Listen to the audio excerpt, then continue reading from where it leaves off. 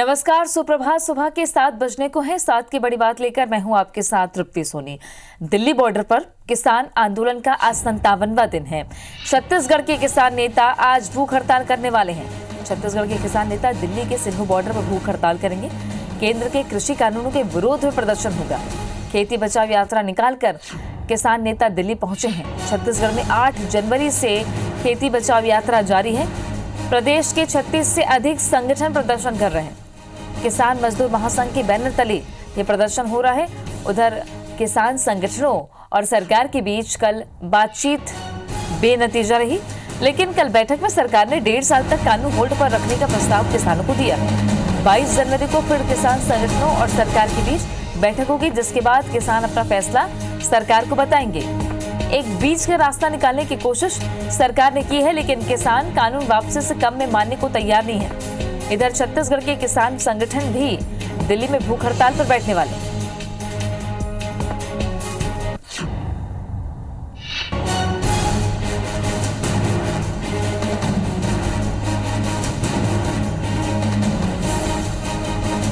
तो छत्तीसगढ़ किसान मजदूर महासंघ के बैनर तले प्रदर्शन हो रहा है। किसान संगठन और सरकार के बीच बात बेनतीजा रही 10वें दौर की भी, लेकिन सरकार थोड़ी झुकी। सरकार ने कहा है कि 1.5 साल तक हम कानून लागू नहीं करेंगे। एक कमेटी गठित की गई है और उस कमेटी के माध्यम से हल निकालने की कोशिश की जाएगी। बहरहाल अब देखना है कि आने वाले दिनों में किसान संगठनों का क्या रुख रहता है।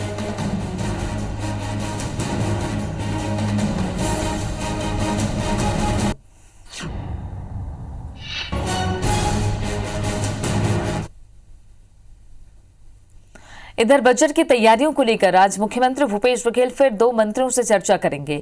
मंत्री रविंद्र चौबे और टीएस सिंहदेव के साथ बैठक होगी। बजट में मंत्रियों के विभागों के प्रावधान को लेकर चर्चा होगी। तो बजट कितना आवंटित करना है, किस विभाग में कौन सी योजनाएं लागू होंगी नई, और पुरानी योजनाओं में कितनी प्रगति हुई है, इसकी समीक्षा खुद मुख्यमंत्री कर रहे हैं। बतौर वित्त मंत्री मुख्यमंत्री बजट पेश करेंगे। उससे पहले अलग अलग विभागों के मंत्रियों और अधिकारियों से सीधी वार्ता मुख्यमंत्री की हो रही है। और आज कृषि मंत्री और स्वास्थ्य मंत्री से उनके विभागों से संबंधित बातों पर चर्चा करेंगे। सरगुजा संभाग के 300 से ज्यादा सफाई कर्मचारी आज रायपुर पहुंचेंगे। सुबह 11 बजे पैदल यात्रा करते हुए रायपुर पहुंचेंगे। सफाई कर्मचारियों ने 16 जनवरी को अंबिकापुर से दांडी यात्रा निकाली है। पूर्णकालिक करने समेत वेतन बढ़ोतरी की मांग ही कर रहे हैं। घोषणा पत्र का वादा पूरा न होने पर ये कर्मचारी नाराज हैं। छत्तीसगढ़ अंशकालीन स्कूल सफाई कर्मचारी कल्याण संघ के बैनर तले प्रदर्शन हो रहा है और सरगुजा से ये दांडी यात्रा निकली है, जिसमें प्रतीकात्मक तौर पर एक शख्स जो अंशकालीन स्कूल सफाई कर्मचारी है उसने गांधी जी की वेशभूषा धारण की है और यही संकेत और संदेश देना चाह रहे हैं कि हम ये जो आंदोलन कर रहे हैं ये सत्याग्रह की तरह है। और इसके तहत वे पैदल चलकर, लगभग 300 कर्मचारी हैं जो पैदल सरगुजा से निकले हैं। बिलासपुर इनका पड़ाव रहा और आज रायपुर पहुंचने वाले हैं। सुबह 11 बजे पैदल यात्रा करते हुए ये सभी रायपुर पहुंचेंगे और इतनी दूर से पैदल यात्रा करते हुए ये सभी स्कूल सफाई कर्मचारी रायपुर आ रहे हैं, जहां पूर्णकालिक करने समेत वेतन बढ़ोतरी की इनकी मांग है।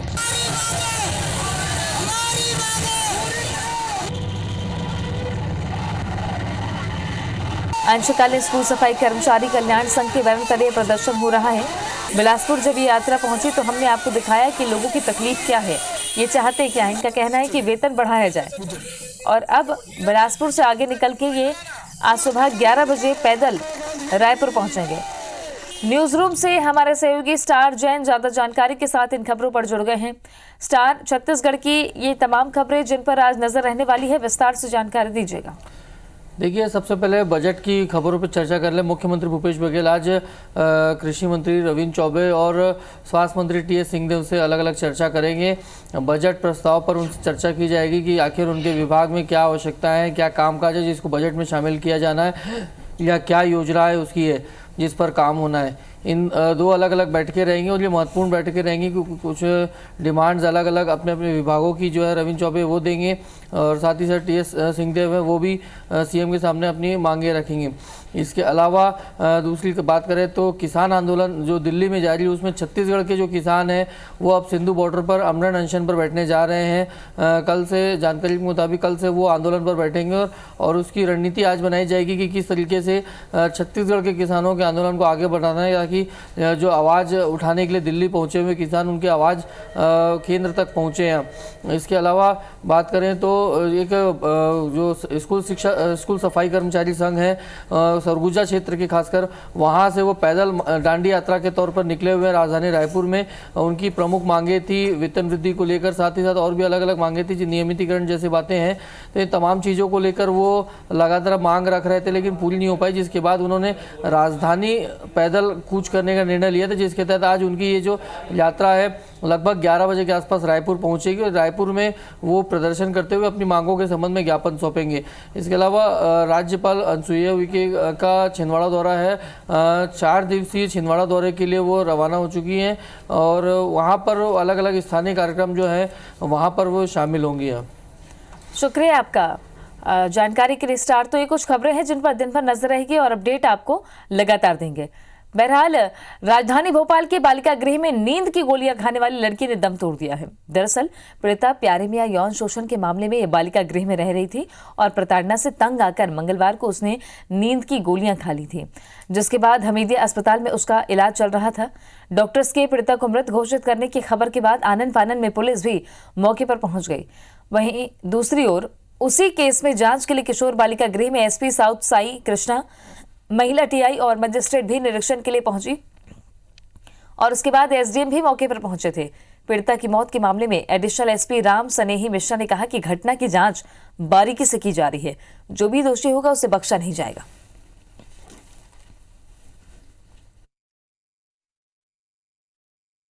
वो बाल संरक्षण गृह में थी और संदिग्ध परिस्थितियों में उसको यहाँ हमीदिया में एडमिट करवाया गया था, जिसमें दौरान उपचार आज डॉक्टरों के द्वारा मृत घोषित किया गया है।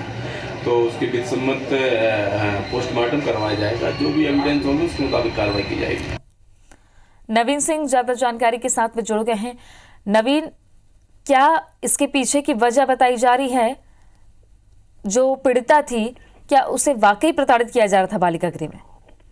देखिए, फिलहाल ये जांच का विषय है। कलेक्टर भोपाल ने अविनाश लवानिया ने पूरे मामले की मजिस्ट्रियल जांच के आदेश दिए हैं और जांच भी इसी बिंदु पर हो रही है कि क्या उसने बच्ची ने जहर खाया था, उसको जहर दिया गया था या फिर बच्ची ने सुसाइड करने की कोशिश की है और नींद की गोलियां खाई हैं। फिलहाल जो शुरुआती दौर में जो खबरें मिली तो ये जानकारी मिल रही थी कि बच्ची ने नींद की ज्यादा गोलियां खा ली, उसकी वजह से उसकी तबीयत बिगड़ी है और उसको एडमिट कराया गया है। चूंकि लेकिन सवाल ये भी है कि बालिका सुधार गृह में नींद की गोलियां आई कैसे, और अगर जहर भी आया है और जहर बच्ची ने खाया है तो जहर भी बालिका सुधार गृह में क्यों आया। तो इन तमाम बिंदुओं को लेकर मजिस्ट्रियल जांच चल रही है। कल एसपी साई कृष्ण थोटा भी बालिका सुधार गृह पहुंचे थे, महिला टीआई और एसडीएम भी मौके पर पहुंच के तमाम बच्चियों के बयान भी लिए हैं, साथ ही बच्चियों से बात की है। अधीक्षिका की भूमिका जो है उसकी जांच की है कि अधीक्षिका की भूमिका क्या है। दरअसल कुछ दिन पहले बच्ची के परिजन मिलने आए थे सुधार गृह में बच्चियों से और उन्होंने चिप्स के पैकेट में मोबाइल छोटा और मोबाइल के चार्जर और कुछ मेकअप की किट वो जो है चिप्स के पैकेट में देने की कोशिश की थी, बच्चियों को पहुंचाने की कोशिश की थी, लेकिन अधीक्षिका की नजर में वो पैकेट आ गया और जब जांच हुई तो उसमें ये सारे सामान निकले लिया गया। उसी वक्त जब अधीक्षिका ने फटकार लगाई परिजनों को तो परिजनों ने मारपीट और गाली गलौज भी की थी इस बालिका सुधार गृह में। और इसी असली वजह ये जो विवाद की है ये माना जा रहा है। बच्चियां कई दिनों से घर जाने की जिद कर रही थी, लेकिन कुछ कानूनन मजबूरियां हैं, इस वजह से वो घर नहीं जा सकती, बालिका सुधार गृह में रहना है। तो इस तरीके की स्थिति बनी है। फिलहाल जांच का विषय है, मजिस्ट्रियल जांच भी हो रही है कि क्या ये वजह असली क्या है। शुक्रिया आपका नवीन जानकारी के लिए। इधर इंदौर के बाणगंगा थाना क्षेत्र में युवती की गैंगरेप की शिकायत को पुलिस ने फर्जी करार दिया है। आरोप लगाने वाली युवती के खिलाफ पुलिस ने 182, 211 आईपीसी के तहत मामला दर्ज किया। हालांकि पुलिस ने साफ नहीं किया कि किन किन बिंदुओं पर छात्रा ने पूरी फर्जी कहानी गढ़ी, लेकिन पुलिस ने ये साफ कर दिया है कि गैंगरेप की घटना पूरी तरह फर्जी है। दरअसल बाणगंगा थाना क्षेत्र में दर्ज हुई एफआईआर में छात्रा ने बताया था कि उसे पाटनीपुरा से उसके परिचित युवक ने बहला फुसलाकर अपने साथ ले गया और नशीला पदार्थ खिलाया। फिर उसके बाद उसके 5 साथियों ने छात्रा के साथ गैंगरेप की वारदात को अंजाम दिया। इतना ही नहीं, छात्रा ने अपने आरोपों में ये भी बताया कि उस पर चाकू से कई वार किए गए। उसे बोरे में बंद कर रेलवे ट्रैक ले जाया गया, जहां घासलेट डालकर उसे जलाने की कोशिश की गई। सभी तथ्यों का बारीकी से परीक्षण किया गया और अंततः जो भी निष्कर्ष सामने आए हैं, उस निष्कर्ष के बाद हम कह सकते हैं कि घटना सही नहीं पाई गई है। घटना में बहुत सारे तथ्य विरोधाभासी पाए गए हैं। शालिनी हाडिया हमारे सहयोगी जुड़ गई हैं ज्यादा जानकारी के साथ में। शालिनी, इस पूरे मामले में पुलिस अब किस तरीके से तफ्तीश कर रही है और कैसे पता चला कि ये पूरी घटना फर्जी? देखिए तृप्ति, जब ये मामला सामने आया था वैसे ही जो पुलिस है वो बहुत ज्यादा एक्टिव हो गई थी, क्योंकि गैंगरेप से संबंधित मामला था। शिकायत की गई, शिकायत के बाद से लगातार पुलिस जो है छानबीन करने की कोशिश कर रही थी। कल जब युवती एमवाईएच अस्पताल में भर्ती थी, इस दौरान भी पुलिस ने उसका दोबारा स्टेटमेंट बदल लिया और युवती बार बार जो अपना स्टेटमेंट है उसको बदल रही थी। यानी जो घटनाक्रम वो बता रही थी वो पूरी तरह से सही नहीं बता रही थी। कभी कुछ और कहने की कोशिश कर रही थी और कभी कुछ और। उसके बाद जब मौका वारदात पर पुलिस पहुंची युवती के अनुसार, तो वहां पर ऐसे किसी भी तरह के जो तथ्य है वो उजागर नहीं हुए। शाम तक पुलिस ने पूरे इन्वेस्टिगेट किया और एक जो युवक जिसका नाम वो बार बार ले रही थी उसको भी पुलिस ने हिरासत में लिया था। पूरी इन्वेस्टिगेशन के बाद ये खुलासा हुआ है कि ये जो पूरा मामला है ये फर्जी है। और उसके बाद पुलिस ने ही अब जो आरोपी युवती है उसके खिलाफ ही जो मामले हैं वो दर्ज किए हैं। हालांकि पुलिस अब इस छानबीन में जुटी हुई है कि इसके पीछे युवती का मकसद क्या था और क्यों उसने इस तरह की कहानी गढ़ी और उसके पीछे क्या कुछ मंशा है। हालांकि पुलिस की इन्वेस्टिगेशन में अभी तक युवती खुल के सामने होकर कुछ भी नहीं बोल रही है, लेकिन जिस तरह की ये घटना सामने आई है वो निश्चित तौर पर जो प्रशासन है और जो इस तरह की घटना है वो कहीं ना कहीं आम जनता में एक भय उत्पन्न करने की कोशिश करती है, क्योंकि इतना गंभीर मामला और उसके बाद अगर वो फर्जी निकल जाता है तो निश्चित तौर पर इसमें कई सवाल जो है वो खड़े होते हैं। हालांकि शुरुआती तौर से पुलिस ने इस पूरे मामले को लेकर युवती के पक्ष में एफआईआर दर्ज नहीं की थी, क्योंकि पुलिस को किसी भी तरह के सबूत नहीं मिल रहे थे। और उसके बाद अब इस पूरे मामले को लेकर जो फर्जी पूरी जो घटनाक्रम बताई जा रही है उसका खुलासा हुआ है और अब पुलिस जो है वो युवती को लगातार पूछताछ कर रही है और ये जानने की कोशिश कर रही है कि आखिर युवती का इसके पीछे मकसद क्या था।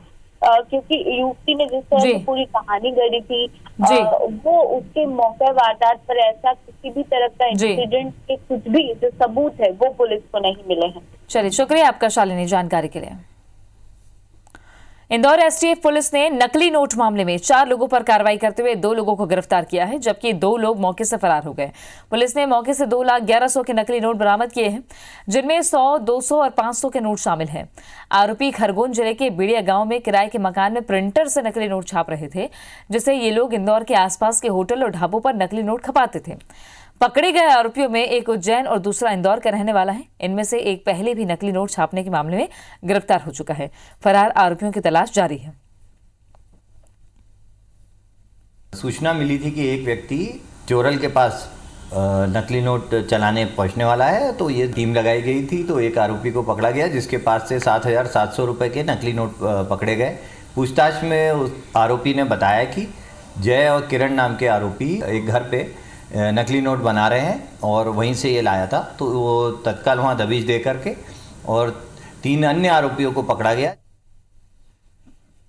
खरगोन जिले की बलकवाड़ा पुलिस ने नकली नोटों की तस्करी मामले में 30,65,000 रुपए के साथ 6 आरोपियों को गिरफ्तार किया है। पुलिस ने इनके साथ नकली नोट छापने में उपयोग किए जाने वाले कंप्यूटर समेत हाई क्वालिटी की 2 प्रिंटर मशीन, कागज कटर और अधछपे नोट भी जब्त किए। दरअसल बलकवाड़ा थाना को नकली नोट की सूचना मिली थी, जिसके बाद कार्रवाई की गई, जिसमें ये पूरा मामला सामने आया। आरोपियों से 500 और 2,000 रुपए के नकली नोट बरामद किए गए हैं, जिससे ये पेट्रोल पंप और दूसरी जगहों पर खपाया करते थे। रायपुर में उरला के सरोरा में हुई कैशियर से 31 लाख की लूट मामले में पुलिस ने 9 आरोपियों को गिरफ्तार किया है। पकड़े गए आरोपी लूट की रकम अय्याशी करने की फिराक में थे। आरोपियों में एक आरोपी कंपनी का ही कर्मचारी है, जिसने अपने साथियों के साथ मिलकर वारदात की योजना बनाई थी। पकड़े गए आरोपियों के पास से डकैती की रकम 31 लाख में से 25 लाख रुपए भी जब्त कर लिए गए हैं। 16 जनवरी को कैशियर नित्यानंद छूरा अपनी बाइक से 31 लाख रुपए कैश लेकर फाफाडी से उरला प्लांट जा रहा था। इस दौरान सरोड़ा के पास 3 बाइक में सवार आरोपियों ने कैशियर की रॉड डंडे से पिटाई कर आंखों में मिर्च पाउडर छिड़क कर 31 लाख रुपए से भरा बैग लूट कर फरार हो गए थे। मामले की जांच क्राइम एएसपी अभिषेक माहेश्वरी, उरला सीएसपी और एएसपी ग्रामीण रायपुर समेत साइबर सेल प्रभारी के नेतृत्व में 50 सदस्यों वाली एक विशेष टीम कर रही थी। आईजी और एसपी ने आरोपियों को पकड़ने वाली टीम को 50,000 नकद पुरस्कार देने का ऐलान किया। कुल मिला के धरसीवां क्षेत्र के 9 आरोपीगण पकड़े गए हैं। पुलिस को 25 लाख रुपए की रिकवरी हो गई है। इसमें जो अमाउंट डकैती में लूटा गया था, हिंचाराम जो है वो कर्मचारी है, वर्तमान में भी काम कर रहा है, वही इसमें शामिल है। उसी को जानकारी थी कैश की, तभी इनके द्वारा ये प्लानिंग की गई और इस घटना को अंजाम। महासमुंद पुलिस ने 16 लूट की वारदात को अंजाम देने वाले 6 आरोपियों को गिरफ्तार किया है। गिरफ्तार आरोपियों में से एक नाबालिग है। पुलिस ने आरोपियों के पास से 12 मोबाइल, 4 बाइक, 44,800 रुपए नकद, 1 देसी कट्टा, 2 नग जिंदा कारतूस, 3 चाकू और 1 चापड़ बरामद किया है। आरोपियों ने हाल ही में कोमा खान के किसान परमानंद साहू से 49 लाख रुपए की लूट की थी, जिसकी जांच के दौरान पुलिस ने ठेलकुबेड़ा निवासी रुपेश को गिरफ्तार किया, जिससे पूछताछ के बाद बाकी 5 आरोपी पुलिस के हत्थे चढ़े। इन्होंने 16 लूट की वारदात को अंजाम देने की बात कबूली है।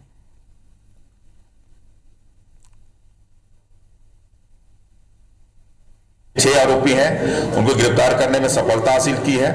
प्रारंभिक पूछताछ में इनके द्वारा छोटे मोटे तकरीबन 16 मामला करना इन लोगों के द्वारा स्वीकार किए हैं। इनके पास से 4 मोटरसाइकिल बरामद हुआ है, 11 नग मोबाइल बरामद हुआ है। इसके अलावा जो लूट की जो रकम है 49,000 में से 44,800 रुपया भी बरामद हो गया है। दुर्ग जिले के खुड़मुड़ा गांव में एक ही परिवार के 4 लोगों की हत्या मामले में 1 महीने बाद भी पुलिस के हाथ खाली हैं।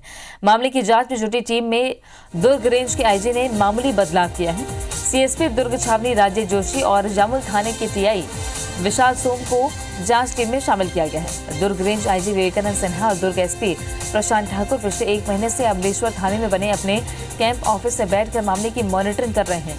साथ ही पुलिस की करीब 50 सदस्यीय टीम जांच में जुटी है। पुलिस की अलग अलग टीमों ने पिछले 1 महीने में सभी पहलुओं पर जांच करते हुए रायपुर के कई नामी बिल्डर्स, प्रॉपर्टी डीलर, जमीन दलाल और ग्रामीणों के साथ ही मृतकों के परिजनों समेत करीब 400 से ज्यादा लोगों से पूछताछ की, लेकिन पुलिस को कोई क्लू अभी तक नहीं मिला है। तांडव वेब सीरीज को लेकर प्रदेश समेत देश भर में विरोध प्रदर्शन किया जा रहा है। आंदोलनकर्ताओं का कहना है कि इस वेब सीरीज में हिंदू देवी देवताओं का मजाक बनाया गया है। इसी के चलते उज्जैन में भी इसका विरोध प्रदर्शन किया गया, जिसमें राजपूत करणी सेना द्वारा माधवनगर थाने का घेराव कर फिल्म निर्देशकों के खिलाफ कार्रवाई करने की मांग की गई। साथ ही तांडव वेब सीरीज का पुतला भी फूंका गया। उज्जैन में इसी तरह का विरोध प्रदर्शन दबंग हिंदू सेना ने भी किया। हिंदू सेना ने सैफ अली खान का पुतला फूंका और तांडव वेब सीरीज को बैन करने की मांग की।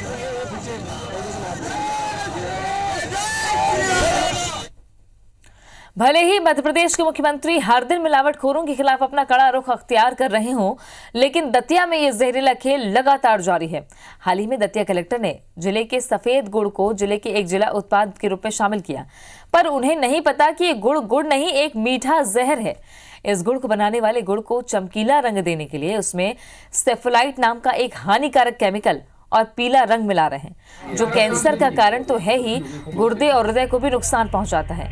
ये सारी केमिकल फैक्ट्रियों में उपयोग होता है। इसका उपयोग चमड़ा साफ करने में किया जाता है, पर दतिया में ये केमिकल गुड़ दूध और खोआ का रंग साफ दिखाने के लिए उपयोग किया जा रहा है। 2 दिन पहले जिला खाद्य सुरक्षा अधिकारी दिनेश निम ने छापामार कार्रवाई करते हुए सेफोलाइट का पैकेट बरामद किया था, जो इस खेल का जीता जागता उदाहरण है। इस पर दतिया कलेक्टर संजय कुमार से जांच की बात कही है। छापेमारी कार्रवाई की गई है। खासकर सेफोलाइट मिश्रित खाद्य पदार्थ के सेवन से कैंसर जैसी गंभीर बीमारियां हो सकती हैं, गर्भवती महिलाओं के गर्भ गिर सकते हैं और गर्भ में पल रहे बच्चे जन्मजात अपंग पैदा हो सकते हैं। ये बहुत ही खतरनाक रसायन है। मेरे द्वारा प्रशासन की टीम के साथ में कुछ क्रॉसरों पर कार्रवाई की गई और सैंपल भी लिए गए हैं और अगर ऐसी शिकायत मिल रही है तो आगे कार्रवाई की जाएगी। अनधिकृत तौर पे कोई केमिकल मिलाएंगे तो उन पे भी कार्रवाई करेंगे, गुड़ वालों पे भी, अभी दूध वालों पे किया है, और भी कोई मिलेगा तो उन पे भी करेंगे। साथ की बड़ी बात में आज के लिए बस इतना ही। आगे देखिए छत्तीसगढ़ी भाषा में खबरों का बुलेटिन हमर बानी हमर गोड़ रचना के साथ।